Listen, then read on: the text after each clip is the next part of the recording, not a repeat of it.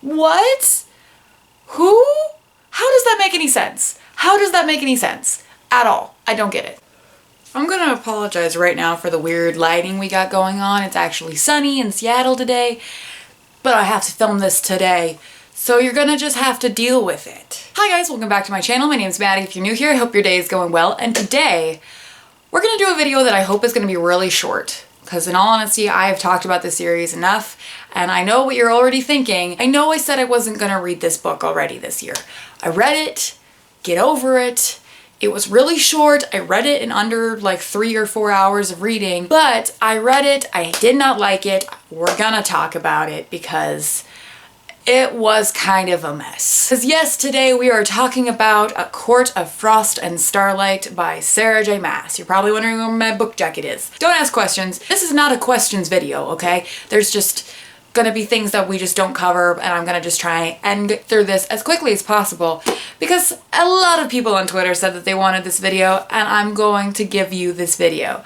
And starting in on this ranty review thing, I will just say I don't know why this got published.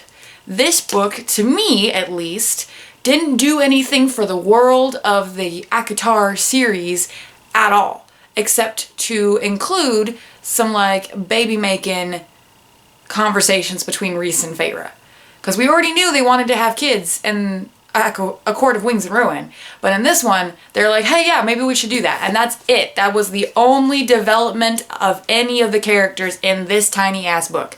Now, I'm not going to say right now that Sarah J. Maas is a bad writer. I do think that she gets way too much credit for things that she just does really mediocrely. That's not a word, but like, I'm gonna say it. I don't think this book really needed to come out this year. She's putting out 3 books this year. She's putting out this one, she's putting out the Throne of Glass book, and she's also putting out the Catwoman book.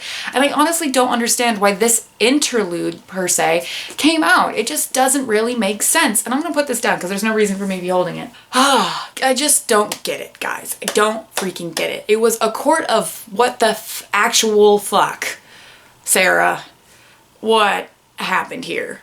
So, if you're coming here for an actual review, I don't really have that much to say specifically because not a lot happened in the book other than like all of the characters from the last 2 books having like a Christmas dinner type of thing, and everyone's acting like they were in the last book. Nesta can go deep throat a fucking cactus for all I care about her character, and Feyre and Rhys are in love, and then we've got more still having issues with having to deal with her father, and Rhys is like, you're gonna go do this now, and she's like, okay, I'm gonna go do that now, and Cassian and Azriel are just off dealing with shit that they were dealing with in book 2. One of the biggest plot points of this book, which is not really a spoiler because it's in like the first couple pages of the book, is what do you get someone you've gotten gifts for the last 500 years?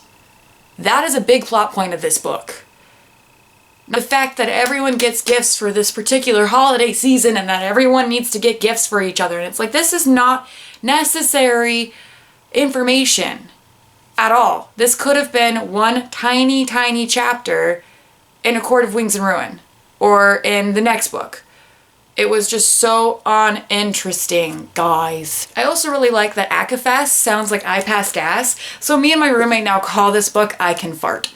You needed to know that. So I've got a few notes that I'll go ahead and read off. I didn't really plan anything for this video whatsoever, so I hope this is interesting for you guys. I'm just kind of ranting. I really, really cannot get behind this series anymore because it's just so ridiculous at this point. So on page 15 of A Court of Frost and Starlight, which is the actual title of the book that I feel like I haven't mentioned yet, we find out in a passing paragraph that Rhys and Feyre had sex while flying. That is a definition of a Mile High Club without the airplane. This book is in teen. This book is in teen. Feyre and Rhys have perspectives in this book, and they're first person, but then all the other characters are third. Really confused by that. Another tidbit about the world that we learned that's really not that interesting. Apparently Fae periods are the shits. Like really bad, really, really, really painful. And then Rhys is like offhandedly like, he even helped me with my bloody clothes. And it's like, okay, give him a cookie for being a decent fucking guy and then take the cookie away because remember the roofies? I also really didn't appreciate the few scenes we had with Tamlin in this book. I just don't get it. I'm definitely going into spoilers here, but Tamlin is in this book for like a hot minute and his entire arc is just being pissed off that he doesn't have Feyre. And I'm like, I feel like we solved that issue in the last book. Why are we still bothered by him? Let him be. He lost everything. Let him be. But no, fucking Rhys just like bullies him for no reason. And he's like, he's a broken man, blah, blah, blah. And I'm like, that's just not very nice. Yeah, he's a douchebag, but he's a douchebag that doesn't need to be in the book anymore. Let him go. Kill him off. Do something. There was also a really random line on page 78 where Cassian was saying that Nesta has a specific look for Cassian walking into a room while Nesta's reading smut and she gets caught. And I'm just like, wait, hold up. I want that scene. Give me that scene, Sarah J. Maas. I want a scene where Nesta somehow is reading smut because personally she's just a frigid bitch. But Cassian walking in on her reading smut, that would be a scene that I would like to see. But did we see it? No. I can't read my handwriting. There's also definitely a scene in this book where Rhys makes kind of a offhanded, like, not even offhanded, like a direct invitation to Feyre to come fuck him, Cassian, and Azriel in like a little hut. And she legit asks him, wait, aren't mates possessive? And he's like, just wanna know what floats your boat. And I'm just like, wait, hold up. The rules of this fucking world are that all the males are fucking possessive as shit and they'll kill anybody who looks at their bitch. And you're saying to me in this book that you wanna fucking foursome with the main dudes that are his brothers?